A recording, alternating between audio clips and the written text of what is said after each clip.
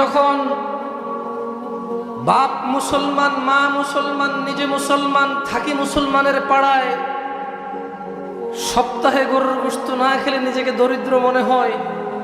মুসলমান হিসেবে গরু খাওয়া হালাল, শুকর খাওয়া হারাম, এতটুকু বুঝি। নামাজ ত্যাগ করলে ইসলাম ওই ব্যক্তির মধ্যে থাকে না, ও ব্যক্তি মুনাফিকে রূপান্তরিত হয়ে কুফরে নিমজ্জিত হয়। এই অনুভূতি হারিয়ে গেছে, এই জন্য আফসোস লাগে।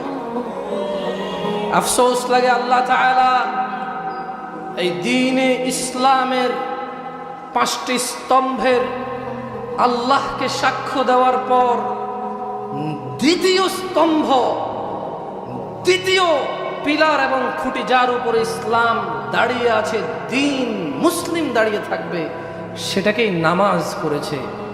আফসোস লাগে যখন 98% জন লোক ফজরে ঘুমে থাকে। আফসোস লাগে যখন এ পাড়ায় একটা মসজিদে নামাজ পড়ার ধরন একরকম, তাই ও পাড়ায় আরেকটা মসজিদ হয়। এই নিয়ে চায়ের দোকানে খোঁচাখুচি হয় যে এতগুলো মসজিদ দিয়ে করবে কি। অথচ